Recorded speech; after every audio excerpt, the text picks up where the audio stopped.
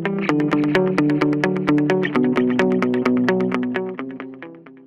afternoon.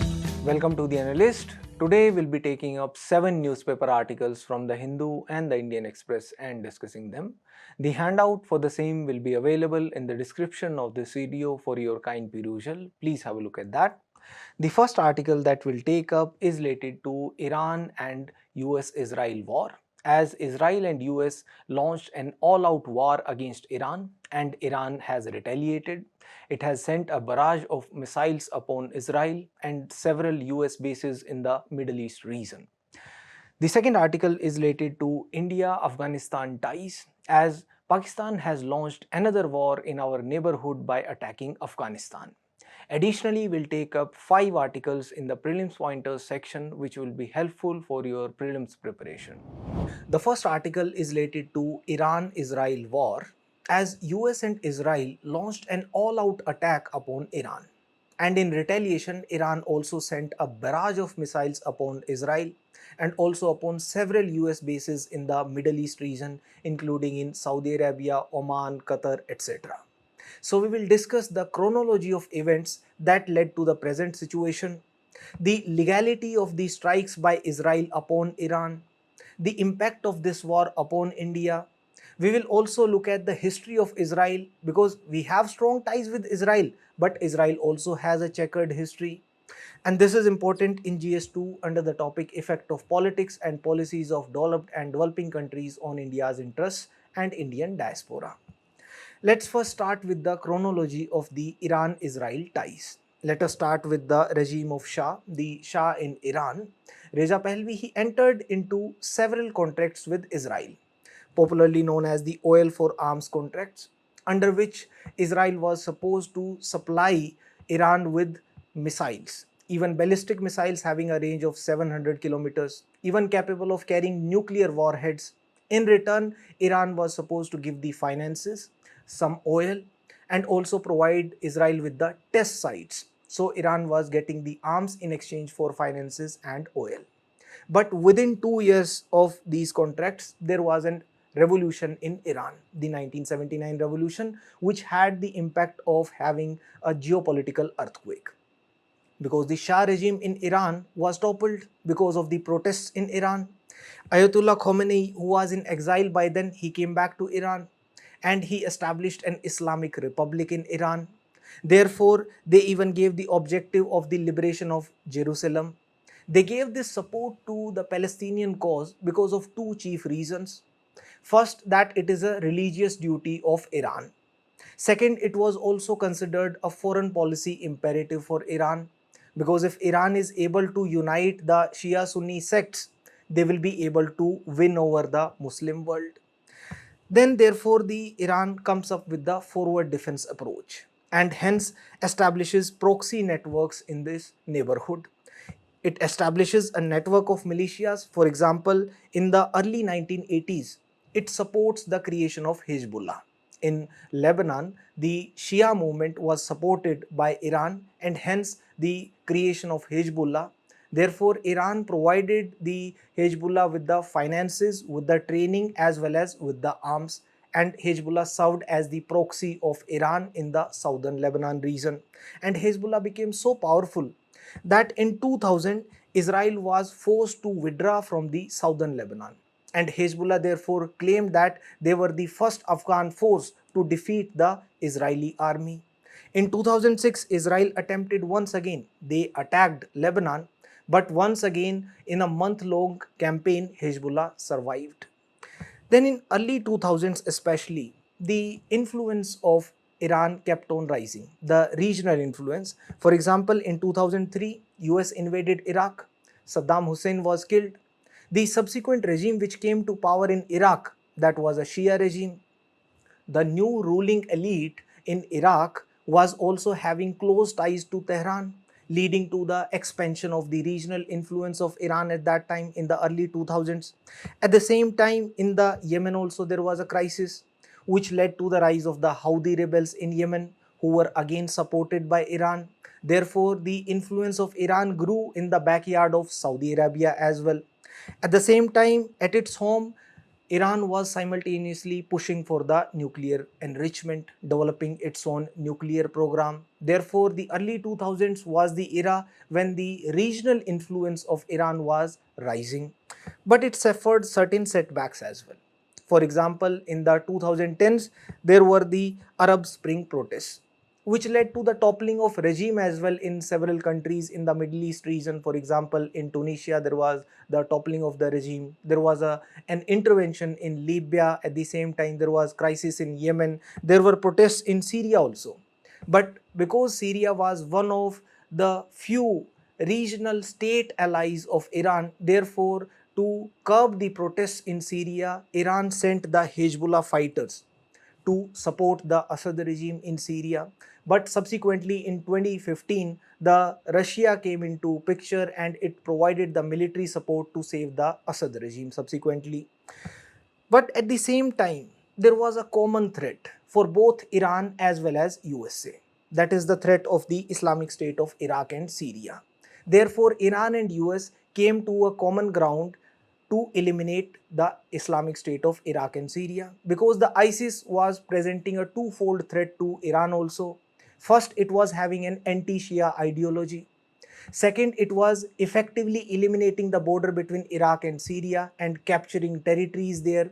And Iraq and Syria, they were friendly regimes for Iran. Therefore, it cooperated with US for some time for the elimination of the ISIS, the Islamic State of Iraq and Syria.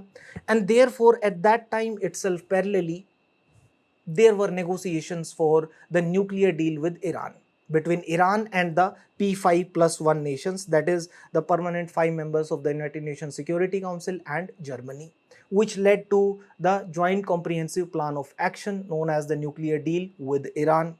In 2013, before that, Obama administration even held direct talks. After the election of Hassan Rouhani in Iran, there were direct talks which led to the signing of the Joint Comprehensive Plan of Action in 2015 between the P5+1 nations and Iran.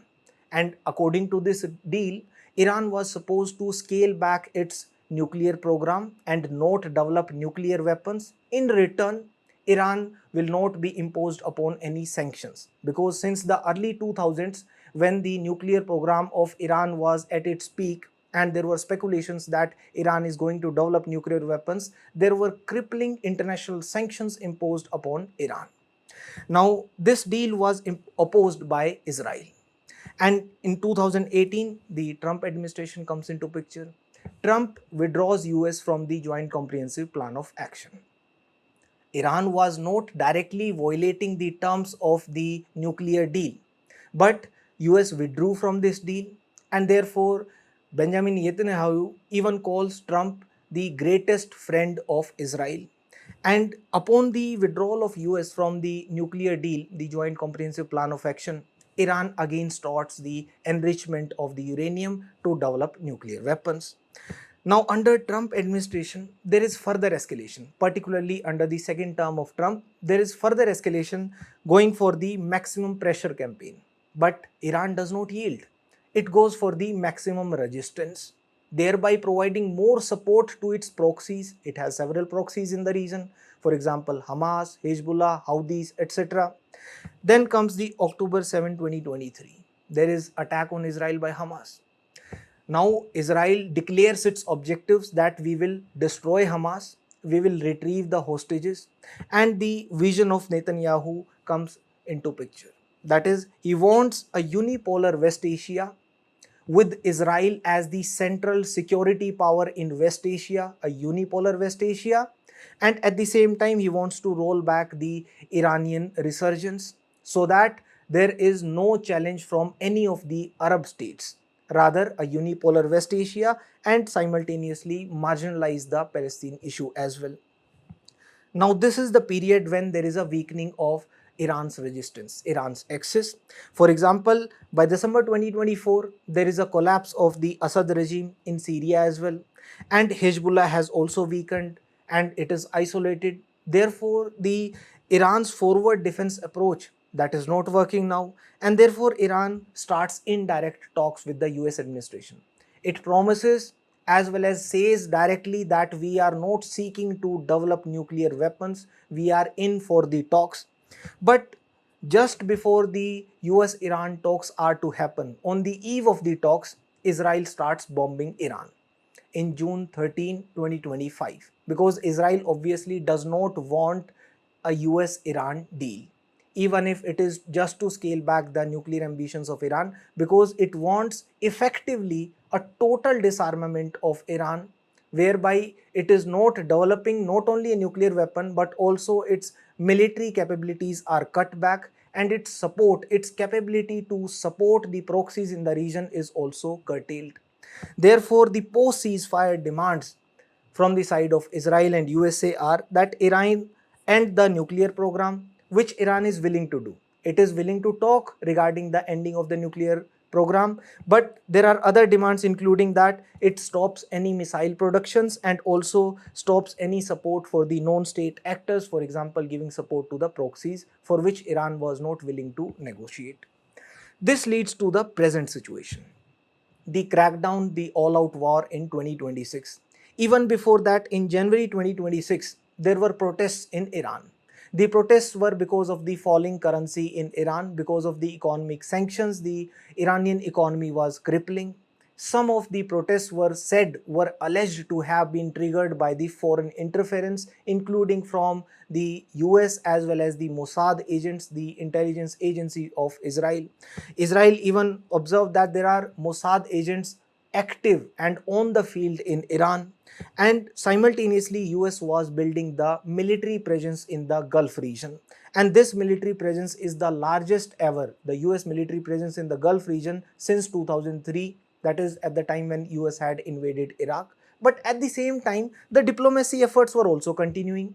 There were talks being held with Iran through Oman, but they proved to be decoy talks to give a false sense of security to Iran that the diplomatic efforts may yield positive results. And now Israel has called these attacks as the preemptive strike, whereas Trump has said that the hour of your freedom is at hand. This is a signal to the Iranians that we want a regime change in Iran. We can observe that there are strikes by US and Israel across Iran, across several cities and towns in Iran, and in return Iran has also struck across several bases in the West Asian region. Let's also observe the timeline of the nuclear program of Iran simultaneously. Iran started the pursuing of the nuclear program for the first time in the 1950s, in 1957, and by 1990s it was pursuing agreements with China and Russia to support the nuclear research. But by early 2002, the National Council of Resistance of Iran had exposed the existence of two hidden Iranian nuclear sites. Therefore, in 2003, the diplomats started launching the intensive efforts to stop the Iran's program. Iran had agreed to keep the centrifuges only for energy, but it was in violation of the IAEA terms, the International Agency for Atomic Energy, and therefore in 2004 the IAEA even rebuked Iran for failing to commit to transparent reporting. Subsequently, there were several resolutions from the United Nations Security Council from 2006 to 2011 imposing sanctions upon Iran, and by 2015 the international sanctions had caused the Iranian economy to contract by 20% and the unemployment there also rose. And in 2013, after the election of Hassan Rouhani, the talks came back on track, and subsequently the Joint Comprehensive Plan of Action was also adopted by President Obama and the Iranian administration, but subsequently it was withdrawn. The US withdrew from it under the Trump administration. Now let's look at the chronology of Israel as well, because the Israelis, they were also not the original inhabitants of this region. The Jewish people there, they were also not the original inhabitants. The Jewish, they themselves immigrated there. The Jewish immigrants came to Jerusalem from various parts of the world. The Jewish immigration, popularly known as Aliyah, that happened because they were facing persecutions, particularly in European Union. Therefore, they started settling in Jerusalem.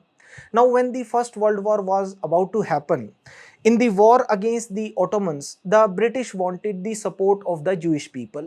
Therefore, the British Foreign Secretary Arthur Balfour, he wrote a letter that came to be known as the Balfour Declaration, that they wanted the support of the Jewish people in the war against the Ottoman Empire. And in return, they promised the creation of a Jewish state there. After the First World War, therefore, this region became a British mandated territory. Palestine became a British mandated territory. And after the Second World War, the United Nations proposed a plan to partition Palestine into three regions: an independent Jewish state, an independent Arab state, and an international Jerusalem. This UN partition plan was opposed by the Arabs, but this was accepted by the Israelis. So what happened during the first Arab-Israeli war immediately after that was that immediately before the British mandate was to end upon that region, the Jewish agency, which was created by the World Zionist Organization, that announced the creation of Israel, the state of Israel. The Jewish agency by then was the de facto administrative agency for the Jewish settlers in that region, and it announced the creation of the state of Israel. And Israel subsequently captured even more territories than was proposed by the UN partition plan. It captured 23% more territories. And the neighboring countries, they also took the advantage. For example, Egypt took the Gaza Strip during that time. And in 1967, subsequently, there was a 6-day war, and till then, all the Arab states, they were putting up a united face against Israel. Meanwhile, in 1964, there was the establishment of the Palestine Liberation Organization that was fighting for the cause of the Palestinians under Yasser Arafat. First, they were operating from Jordan, but the king of Jordan cracked down against the Palestinian Liberation Organization, and therefore they shifted to Lebanon. Then Israel invaded Lebanon, going after the PLO, and then they operated for some time from Tunisia also, calling for an intifada, calling for an uprising for the cause of the Palestinians. Therefore, this situation led to the Oslo Accords in 1993. Through the Oslo Accords, the peace process there, the creation of the Palestinian Authority was acknowledged by Israel, and it was proposed that there will be a two-state solution, but Israel did not give any actual land concessions even through the Oslo Accords as well. Now let us come to the present day and discuss the legality of the strikes by Israel upon Iran. Are they legal? First, let's look at the justifications of the strikes by Israel and US upon Iran. The justification given is self-defense. The self-defense is allowed under Article 51 of the United Nations Charter, that if there is the question of self-defense, there is an armed attack upon any country, then it can go for an attack, a counter-attack upon any other country also. So the justification given by Israel is that Iran goes for attacks through its proxies. Proxies, for example, Hezbollah, Hamas, etc. And there is the threat of the nuclear weapons development as well, which will cause the threat of instability across West Asian region. Another justification is in the form of the preemptive self-defense or anticipatory self-defense. This is also borrowed from the Caroline Doctrine. As per the Caroline Doctrine, preemptive strikes are allowed if the threat perceived is instant, overwhelming, and there is no other choice, and there is no moment of deliberation as well. And it is said that since Iran was developing the nuclear program, therefore it was important. But now Iran was already in talks with US. It had promised that it is not having the intention of developing any nuclear weapons, and Trump had even announced after the war between Israel and Iran in June 2025 that they have obliterated the nuclear weapons development program of Iran. Another justification is the imminence of the threat, that the threat may not be immediate. There can be a long-term threat also. Even for that, an anticipatory self-defense exercise can be taken up, and there is the rhetoric of Iran in words of Israel that they want to destroy Israel. And the last justification given is that there has been a failure of the diplomatic alternatives and there is no other choice left apart from the all-out attack. But the arguments against the present strike are more.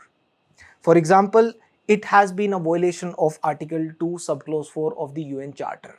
It allows for self-defense, but the attack except for the self-defense or except for the United Nations sanctioned actions are illegal. Now, this cannot be justified in the name of self-defense, as there was no imminent threat, there was no immediate preceding attack by Iran upon Israel, and also there were no UN sanctioned actions as well. Also, it has no legal basis for the preemptive strike, as it is saying that it is preemptive just on the basis that it is a potential future threat and there has been no actual armed attack from the side of Iran. And imminence has been too broadly interpreted. Rather, the imminence means that it should be temporarily proximate. It should be about to happen, but there was no such imminent threat from the state of Iran, and there has been a risk of escalation as well. The escalation has already happened, and the unilateral strikes based on conjecture are setting a dangerous precedent. And the earlier precedent, for example, the US attacks upon Venezuela, that is now being continued. And there are proportionality concerns as well. What if tomorrow another superpower also takes up a similar preemptive strike? Who is to stop them? Now, what will be the impact of this war upon India? This will have adverse economic impact. For example, the export of several commodities from India will be adversely impacted. We export, for example, 20% of our basmati rice to Iran, about 1.2 million tons, which will be impacted, and therefore it causes the international prices to drop. And in June 2025 itself, the international prices dropped by $100 per ton, and therefore the stocks in India also start piling up. We also export tea to Iran, about 20,000 tons of tea to Iran. Not only to Iran, the exports to other countries, for example, Azerbaijan and Kazakhstan, will also be affected because the exports happen through Iran, because Pakistan does not allow us a land route. At the same time, the freight cost will also increase. If the Strait of Hormuz is choked by Iran, the freight cost will increase. At the same time, the fuel cost will also increase. And the risk insurance premiums also increase. Because of the closure of airspaces, the threat of strikes, the threat of instability across the Middle East region, the risk insurance premiums increase. And there is the potential closure of the Strait of Hormuz as well. And that adds about 15 to 20 days of shipping times through the alternate routes. And the shipping costs, they also increase by 40 to 50%. Even greater impact on India will be the impact on energy security. For example, the clash between Iran and Israel, it will lead to the spike in the oil prices. Why? Because the Strait of Hormuz, which is a choke point, it will be closed, and therefore the transport of about 20 million barrels per day, that is about 1/5 of the global petroleum liquids consumption, that will be blocked. And therefore about 84% of the crude coming to Asia, that will be blocked, as Tehran is a major supplier to China, and if China does not get the oil from Iran, it will buy from elsewhere, which will drive up the international oil prices again.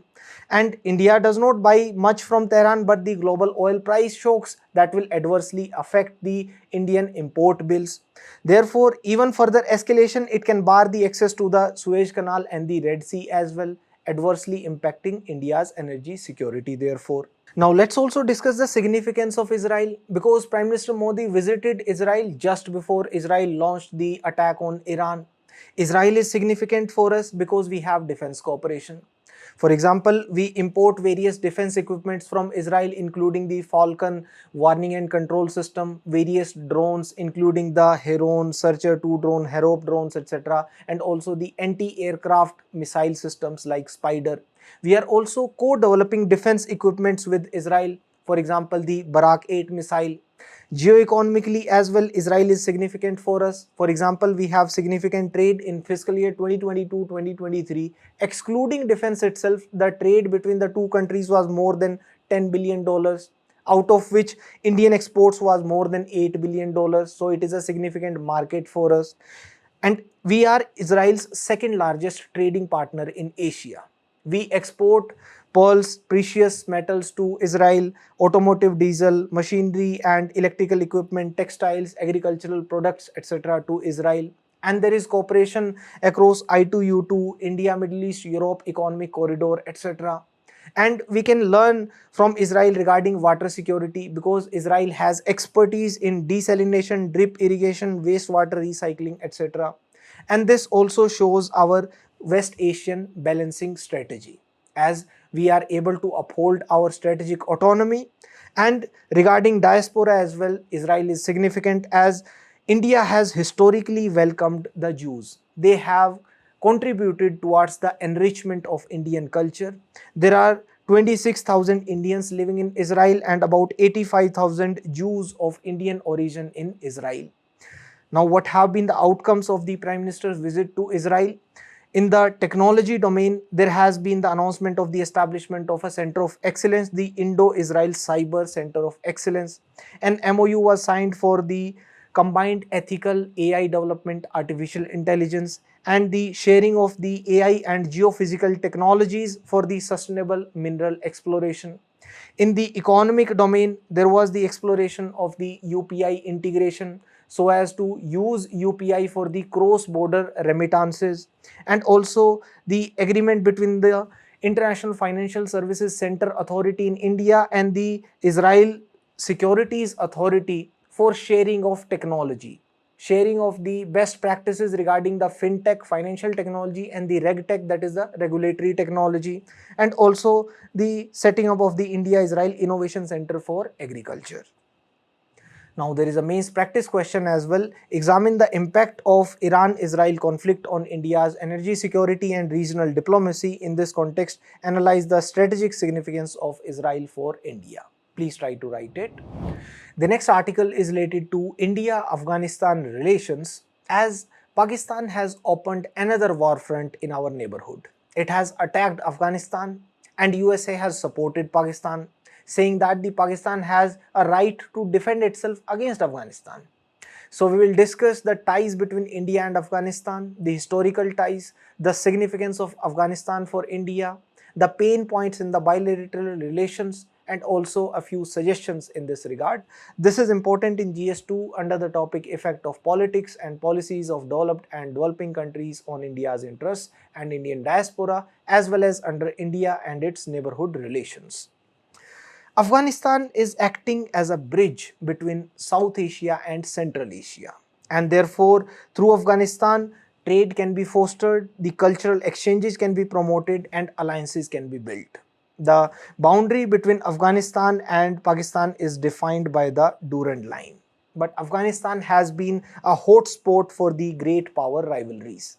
It has also been a graveyard for the great powers also. For example, USSR also experimented in Afghanistan, USA also experimented in Afghanistan, but none of the great powers could extract anything from there or show any great results for their investments or their adventures in Afghanistan.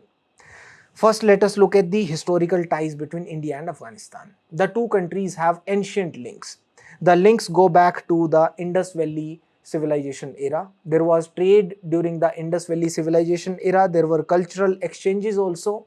For example, there was the Buddhist influence in Afghanistan also. For example, we have the Bambian Buddhas in Afghanistan, and it also lied on the Silk Route. Therefore, it promoted the trade between India and Central Asia because Afghanistan lied on the Silk Route. There is a shared heritage as well. For example, the Mughals also spread the Persian art and architecture towards Afghanistan, and the religious epics also mention the Afghanistanian region. For example, it is mentioned in Mahabharata as well as in Rig Veda. And there are the Islamic empires which also connect between India and Afghanistan. For example, Ahmad Shah Durrani, Mughals, for example, the Babur's influence, the Persian influence of art and architecture as well as music. And during the British era, there were the Anglo-Afghan wars also. The British were fighting the Anglo-Afghan wars because they wanted to create Afghanistan as a buffer state against a probable invasion by Russia. And therefore, there was the Pashtun autonomy. Even after the independence post 1947 also, Afghanistan did not recognize the creation of Pakistan, and there was the Pashtun autonomous region. Post independence, there was the Indo-Afghan Friendship Treaty signed in 1950, but there was the Soviet invasion in the 1980s. India supported the Soviet-backed Afghan government at that time, whereas US and Pakistan, they were backing the Mujahideen forces in Afghanistan. Therefore, there was the hijacking of an Indian Airlines flight as well in 1999. Post 2000, there was a strategic partnership agreement between India and Afghanistan, and post this strategic partnership agreement, there were immense investments by India in Afghanistan for their infrastructure building. For example, building of their parliament building, as well as the Salma Dam, the building of the Jarans-Dilaram highway in Afghanistan, etc. Now, what is the significance of Afghanistan for India? First, it functions as a gateway to Central Asia. Geostrategically, it is important because Central Asian region, it is energy rich, mineral resource rich, and Pakistan does not allow us a land route directly towards Afghanistan. Therefore, we have been exploring the route via Chabahar port, and hence to counter the Pakistani influence, Afghanistan is significant for us because a stable Afghanistan, that counters the strategic depth doctrine of Pakistan, that if Pakistan ensures that Afghanistan remains unstable, then the other powers, for example US, will be seeking cooperation of Pakistan to ensure stability in Afghanistan so that it does not become a breeding ground of the terrorists. But if Afghanistan becomes stable, then it is having no advantage for Pakistan. And therefore, we also tried the Chabahar use for getting connectivity towards Afghanistan. It is significant for ensuring regional stability and security. For example, the cross-border terrorism. Because of the nexus between the Taliban, the earlier Taliban and Pakistan, there was the destabilization of Kashmir, which Pakistan attempted, and therefore to ensure that the cross-border terrorism is not there, we need cooperation with Afghanistan also. In the economic sect, we have cooperation with them for ensuring that there is an air freight corridor, because Pakistan does not allow a land route. We want to export wheat to Afghanistan, and Afghanistan also has several minerals, for example lithium, copper, rare earth minerals as well. From the people to people ties aspect also, Afghanistan is significant because we have investments there, goodwill investments in the infrastructure in Afghanistan, health sector as well as education. We send them food grains, vaccines, we invest in community projects there. Therefore, there is immense goodwill for India in Afghanistan, and there are also about 14,000 Afghan students studying in India. Now, what are the areas of engagement between India and Afghanistan?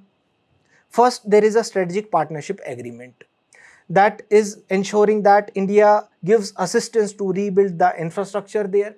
But at the same time, India does not impose itself. India encourages a process which is Afghan-led, Afghan-owned, broad-based, inclusive process of peace and reconciliation. And therefore, we even want to support Afghanistan economically by providing them duty-free access to Indian market. That is, the exports of the Afghanistani products to India, there are no custom duties levied upon them. And in the Heart of Asia process also, India was engaging through political consultations and through the confidence building measures as well as cooperation with various regional organizations also. Now, there are reconstruction efforts also in which India is investing. Now, India has again started cooperating with Afghanistan, with the Taliban regime also, although not officially. And there is the cooperation in the defense segment as well, as we have been providing them the training to their security forces, and we even provided the Mi-25 attack helicopters to the previous Afghanistan regime, the democratically elected regime in Afghanistan. But there are several pain points in the bilateral ties. For example, there is political instability in Afghanistan. In 2021, there was the fall of the Afghan government and the Taliban took over. And therefore, India had to extract its citizens from there through the Operation Devi Shakti. There is the Pakistan angle also, because Pakistan has had an influence over Taliban historically, and therefore it utilizes the nexus with Taliban for spreading cross-border terrorism, which infiltrates into India also, and India has to deal with it. And there is a geographical barrier as well, because of the violation of India's territorial integrity and sovereignty, because of the China-Pakistan economic corridor, because of Pakistan-occupied Kashmir, we do not have the land route, direct land route to Afghanistan. Therefore, the land access to Afghanistan is prevented by Pakistan. We have to utilize the alternate route via Chabahar. Another challenge is that Afghanistan is part of the Golden Crescent. Therefore, there is the growing of drugs, opium, etc., and those drugs get smuggled into India as well. Now, what are the suggestions that we can provide regarding the India-Afghanistan ties?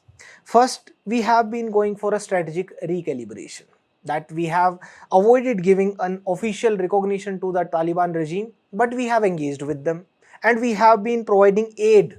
We have continued giving aid for the reconstruction efforts in Afghanistan, and therefore we have maintained a goodwill in Afghanistan for India, and therefore we have treaded cautiously. We have had limited embassy operations, but simultaneously there have been some high level engagements also. For example, the Taliban minister visiting India and holding a press conference as well. So a principled approach might be the way forward. For example, encouraging the peace, encouraging counter-terrorism, and encouraging that the human rights are not violated in Afghanistan, and therefore advocating for a principled approach and regional stability. There is a mains practice question also. Examine the significance of Afghanistan for India's strategic, economic and security interests. Discuss the challenges in bilateral relations in the current regional context and suggest a roadmap for India to safeguard its long-term interests. Please try to write it. The next article is related to disinvestment strategy. This is important in GS3 under the topic Indian economy and issues related to planning, mobilization of resources, growth, development and employment. Before coming to the article, let's discuss a few basics regarding disinvestment. What is disinvestment? Any sale or liquidation of assets by the government is disinvestment. If 100% of the control is transferred to the buyer, we will call it complete privatization. So why do we do disinvestment? The objectives of disinvestment. First, it reduces the fiscal burden, the burden upon the public exchequer. Suppose we are disinvesting from the loss-making PSUs, public sector enterprises, then the burden upon the public exchequer will come down. Also, if there is private ownership, the efficiency will improve, and if efficiency improves, the profitability of the enterprise will also improve. And the money so received by the public exchequer, it will be used for the funding of the growth, funding of the development programs, and also it will promote the competition in the market. If private players enter into the market, competition will increase, efficiency will increase, and therefore the profitability of the enterprise also increases. So how has the disinvestment strategy evolved in India? First time it was introduced in the interim budget of 1991. Subsequently, in 1993, the Rangarajan Committee recommended that there should be substantial disinvestment in India, and therefore in 1999 there was the creation of a separate department itself, a department of disinvestment, and it became a full-fledged ministry in 2001, a ministry of disinvestment. In 2016, again there was the shifting of the functions to the Department of Investment and Public Asset Management, the deepen. But there are certain criticisms of disinvestment as well. For example, it leads to the loss of dividend payments. If there are profit-making public sector enterprises, they are paying dividends to the government. For example, ONGC pays dividends to the government, and if the government disinvests from it, the subsequent dividend payments will come down. And also it can create a private monopoly in that sector. If everything is disinvested, then all the enterprises may be controlled by private ownership, which may create a private monopoly. And there is also a vague classification of the strategic and the non-strategic sectors. The policy has been that the government will disinvest from the non-strategic sectors. For example, the strategic disinvestment in the oil sector may adversely impact India's energy security in the long term. Also, it is a faulty model because to bridge the fiscal deficit, you are going for disinvestment. This is almost equivalent to selling the family silver to meet the short-term needs. Therefore, just to bridge fiscal deficit, just for short-term fiscal deficit, disinvestment may not be a good idea. Now coming to the article, the government's focus has now shifted from selling off the assets towards the extraction of maximum value from them, extracting more dividends from the government companies, and the National Monetization Pipeline 2.0 also is an extension of this shift.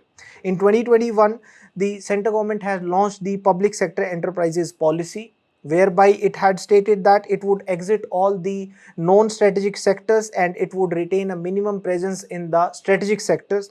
However, except for 2022-2023, the revenue from disinvestment has been falling. We can observe that there was a peak in 2022-2023, but except that, the disinvestment proceeds that have been falling, whereas the dividend receipts, they have been rising steadily. Why? Because initially the private sector was also not keen on buying the public sector companies because of the large employee headcounts and their loss-making assets. And as per the revised estimates of 2023-2024, the center has removed the separate header itself for disinvestments in the budget documents. In 2020, the Department of Investment and Public Asset Management even issued an advisory to the central public sector enterprises, all the MDs of central PSCs, that they should have a consistent dividend policy, essentially encouraging them to pay more dividend to the central government, paying more dividend, taking into account relevant factors like profitability, capital expenditure requirements with due leveraging of the cash reserves and its net worth. The next article is related to the rare diseases. This is important in GS2 under the topic health. Before coming to the article, let's discuss a few facts regarding rare diseases and the National Policy for Rare Diseases 2021. The rare diseases are often also known as the orphan diseases. As per the World Health Organization, the rare diseases are those diseases which are often debilitating lifelong diseases or disorders with a prevalence of 1 or less than 1 person per 1000 population. The examples of the rare disease in India are spinal muscular atrophy, Gaucher's disease, and also Whipple's disease. When we look at the status of rare diseases in India, India accounts for 1/3 of the global incidence of the rare diseases as per the ICMR 2023 report. Also, 95% of the orphan drugs in India, that is the drugs used to treat the orphan diseases, are imported, and therefore the annual therapy costs for the rare diseases are to the tune of 3 to 5 crore rupees per patient. And it also leads to a psychological trauma. A psychological trauma, as held in the Ministry of Health and Family Welfare Review Report 2024, as 62% of the caregivers reported depression among the patients and also burnout. The rare diseases, they cause a financial catastrophe as well. As per the National Health Policy 2024, 78% of the families having the rare diseases, a person having rare disease in such families, they have encountered financial catastrophe because of more than 25% of their income going for the healthcare expenditure, and 40% of the families sold their assets for the cure of the rare disease. So what are the initiatives that the government has taken for the tackling of rare diseases in India? First, there is the National Policy for Rare Disease 2021. This is the core framework under Ministry of Health and Family Welfare that we will discuss separately. Apart from this, there is a National Fund for Rare Diseases which finances the high cost therapies. There is also the digital crowdfunding portal launched in 2022 through which the voluntary donations are promoted. Also, the orphan drugs and the medical devices essential for the treatment of the rare diseases, on them there are no taxes imposed. There is no custom duty on their imports. They are exempted from the interstate GST as well. There is the maintaining of patient registry, which is a database for tracking the persons with rare diseases, and there are various states which have formed the rare disease cells, for example in Delhi, in Kerala, in Karnataka, etc. Now, there is a National Policy for Rare Diseases also. This was launched by the Ministry of Health and Family Welfare in 2021. And under this, 63 rare diseases have been included. And on the recommendation of the Central Technical Committee for Rare Diseases, the rare diseases are included under the policy. The diseases are categorized under 3 groups. The group 1 includes the rare diseases or disorders which are amenable to one-time curative treatment. The group 2 diseases are those diseases which are having a long-term treatment, a lifelong treatment requirement with a relatively lower cost. Whereas the group 3 diseases are those which require a definitive treatment, and a definitive treatment exists, but the optimal patient selection is required because of the very high cost as well as the requirement of lifelong therapy. And under this policy, 50 lakh rupees are provided to the patient with the rare diseases at the notified centers of excellence. Therefore, 12 centers of excellences have also been notified under the policy, which provide the diagnosis of the rare disease and also the prevention and treatment of the rare diseases. There is the establishment of Nidan Kendras also for genetic testing and also the counseling regarding the diseases for the patients. There is an exemption from the duty on the drugs which are imported and necessary for the rare diseases, and also the establishment of a national consortium for the research and development on therapeutics for the rare diseases, which promotes the R&D and the collaboration for the research and development. There is a promotion of R&D for diagnosis and treatment, local development and the manufacture of the drugs required as well. Now coming to the article, there is the existence of a notified policy for rare diseases in India, and there are centers of excellence also established across the country, but about 271 crore allocated for the rare disease patients remains unused in India, and nearly 2000 rare disease patients across India are currently awaiting treatment, including around 450 eligible patients with life-threatening lysosomal storage disorders. The next article is related to the carbon border adjustment mechanism of the European Union. This is important in prelims under the topic current events of national and international importance. Before coming to the article, let's understand what does carbon border adjustment mechanism mean. This is a tariff which the European Union imposes upon the products which are imported into the European Union and the products which are carbon intensive products. The objective behind it is to prevent the carbon leakage. That is, they don't want the production of the carbon intensive products to shift from European Union to the non-European countries where there are no carbon costs imposed, where there is lower or no carbon cost imposed. The purpose therefore will be to ensure that there is a fair price upon the carbon which is emitted during the production of such carbon intensive product, and therefore ultimately encourage cleaner industrial production in the non-EU countries also, because even if the product has been produced outside European Union, the carbon tax will be imposed upon that product if there is no equivalent carbon tax imposed upon that product in the country in which it was produced. Therefore, it ensures that the carbon price of import is equivalent to the carbon price of the domestic production, and the climate objectives of the European Union is not undermined. For that, there is the issuing of the carbon certificates. That is, the importers in the European Union which are importing the carbon intensive products which are produced in the other countries, they will have to buy the carbon certificates corresponding to the carbon price that would have been paid in the European Union if it was produced inside the European Union. So effectively the carbon price will have to be paid, and the price of the certificates, it will be determined through the auction prices in the European Union carbon credit market, and they will have to purchase that number of certificates equivalent to the quantity of the goods and their embedded emissions therefore. And hence the European Union importers, they will have to declare the emissions embedded. They will have to declare that this much quantity of the carbon intensive product I have imported, and this is the embedded carbon emission because of this product, and they will be surrendering that many number of certificates required to ensure that the carbon price of the import is paid. If they do not want to pay it, they will have to prove that the country, the origin country, has already levied a carbon tax upon that product, and the carbon price has been factored in, that the carbon price has already been paid during the production of that product. Otherwise, European Union will levy a carbon tax upon that through the carbon border adjustment mechanism.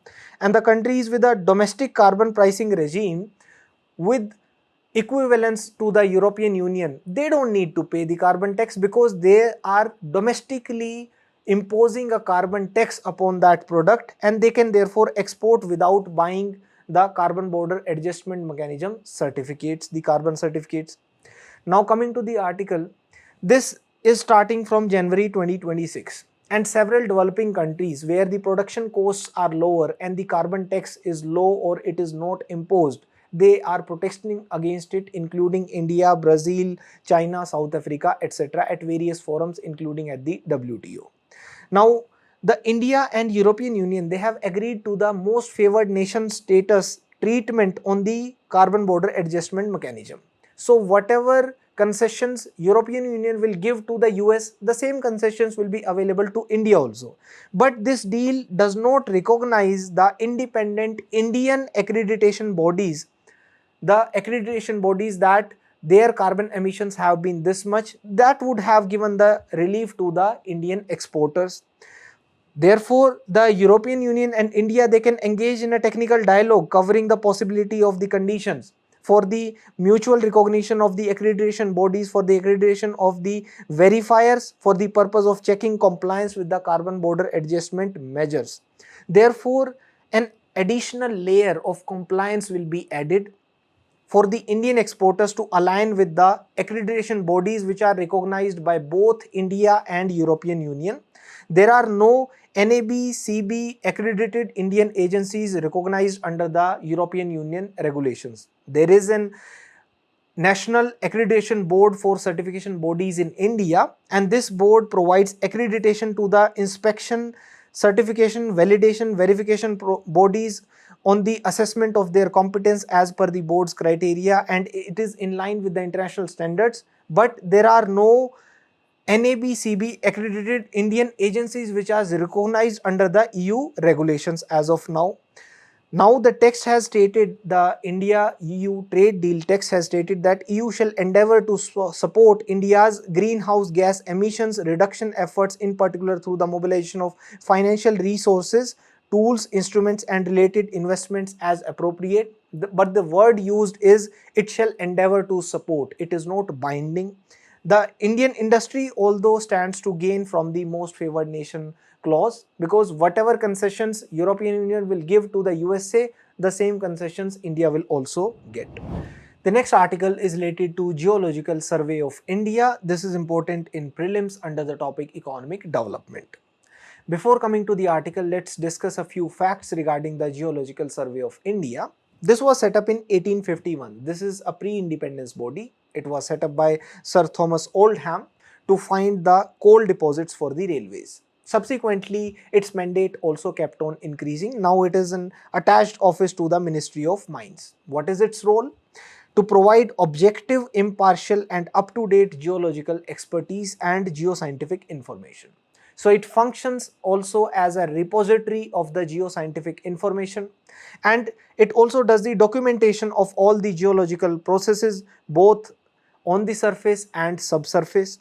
It conducts various surveys, the geological surveys, geophysical surveys and geochemical surveys. It also does the mineral resource assessment and conducts the geological mapping, mineral exploration, disaster studies and geoscientific research.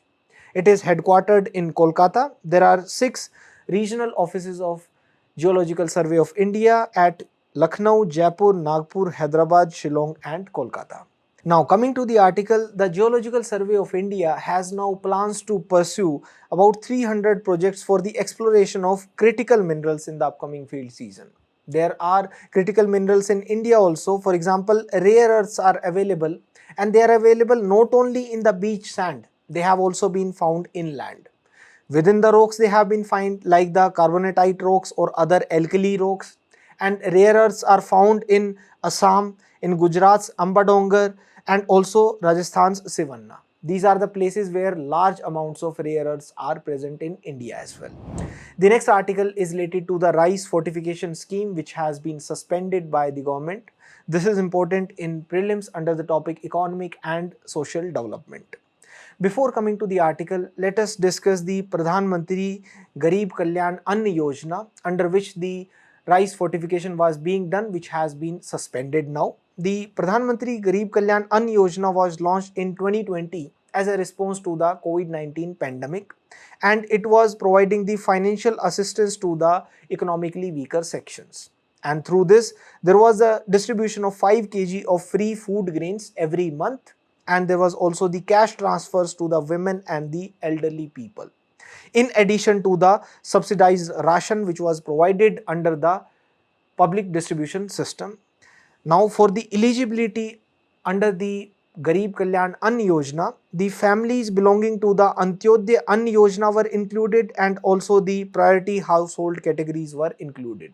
The priority households were to be identified by the state governments or the union territory administrations as per the criteria evolved by them, whereas the Antyodaya Ann Yojana families were to be identified by the states only or the union territory administrations, but as per the criteria prescribed by the central government.